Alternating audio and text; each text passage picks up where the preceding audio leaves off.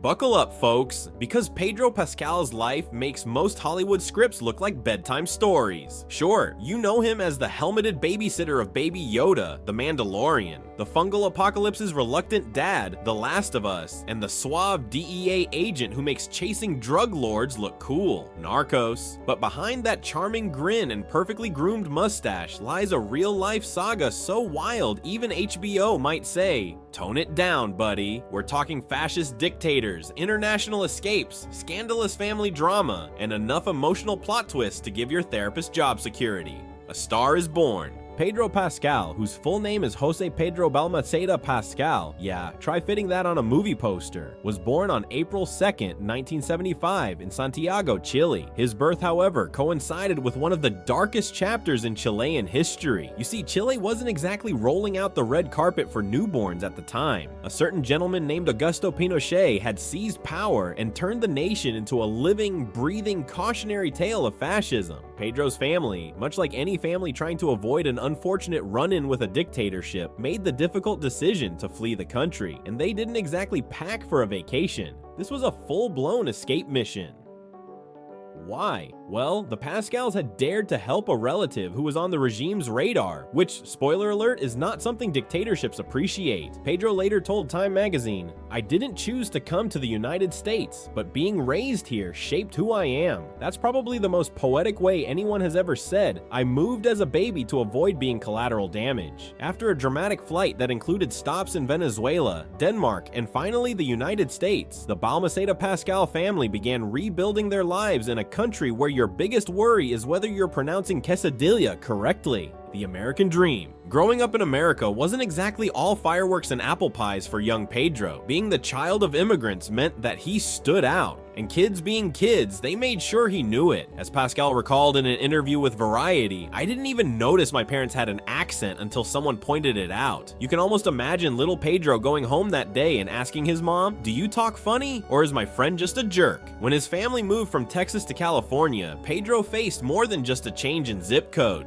There were two really rough years. A lot of bullying, he admitted. But as with many who face adversity, he found an escape. While some kids discovered video games or imaginary friends, Pedro found the magical world of movies and theater. The silver screen became his refuge, his passion, and eventually his calling. The once bullied immigrant kid would one day become the face of some of television's biggest franchises. Karma has a funny way of showing up in full Mandalorian armor. The family scandal that sounds like a Netflix original. Now, if Pedro's life wasn't already dramatic enough, enter the plot twist involving his father, Jose Balmaceda. Before fleeing Chile, Jose was a renowned fertility doctor. Once settled in the US, he teamed up with another doctor, Ricardo Ash, to work on cutting-edge fertility treatments, specifically a method known as gamete intrafallopian transfer. Sounds fancy, right? Unfortunately, the medical innovations were overshadowed by a scandal that could rival any medical drama. In 1995, both doctors faced lawsuits accusing them of stealing patients' eggs and embryos and implanting them in other women without consent. Let that sink in for a moment. The people who came in for help ended up in what sounds like a dystopian science fiction plot. The University of California took legal action, and Jose Balmaceda, facing serious charges, returned to Chile. Despite the accusations, many in Chile welcomed him back with open arms. As one colleague told the New York Times, "Balmaceda is an excellent doctor and a true professional, and until proven guilty in a court of law, he should be allowed to practice. Hollywood couldn't write a script this wild." Oh wait, yes, it could, and probably already has. In 2022, decades after the scandal first broke, Balmaceda surrendered himself and pleaded guilty to tax fraud related to the case. The saga finally reached some closure, though the shadows of that time still linger.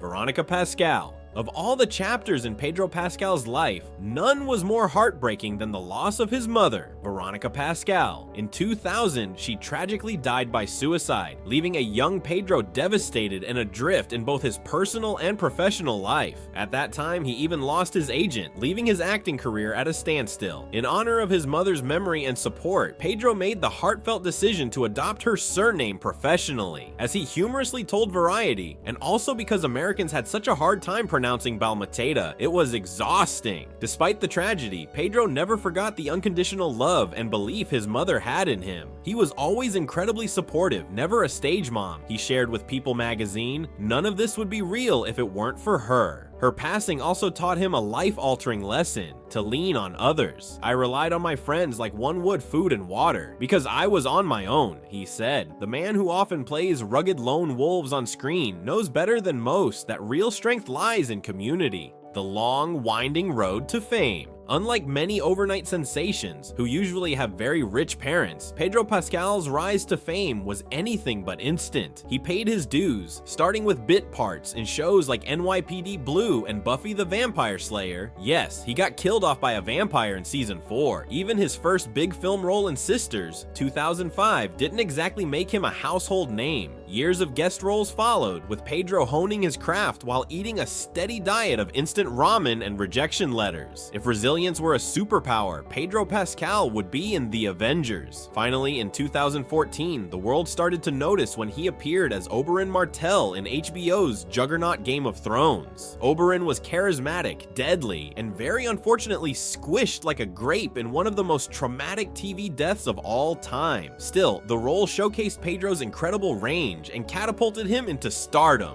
becoming Hollywood royalty. From that moment on, Pedro Pascal was everywhere. In Narcos, he played DEA agent Javier Peña, capturing audiences with his cool swagger and moral complexity. But it was The Mandalorian that truly made him a global icon. Imagine becoming world famous while spending most of your screen time with your face hidden behind a helmet. Only Pedro Pascal could turn stoic body language and a few catchphrases like, "This is the way," into pure gold. And just when you thought his career had peaked, along came The Last of Us, a post-apocalyptic masterpiece where he portrays Joel, a grizzled survivor protecting a teenage girl in a world overrun by fungal zombies. Once again, Pedro delivered a performance so emotionally raw that viewers across the globe collectively wept into their popcorn.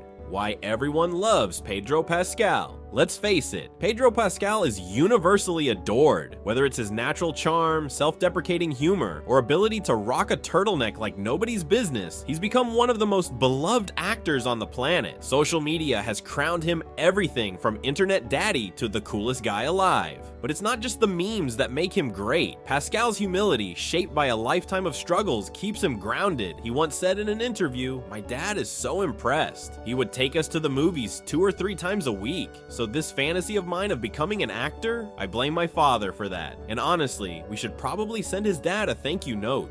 And there you have it, the incredible, wild, and downright cinematic life of Pedro Pascal. If you enjoyed this roller coaster of drama, dictators, and dazzling Hollywood success, smash that like button, hit subscribe, and ring that bell so you don't miss any of our future deep dives into your favorite stars. Trust me, this is the way.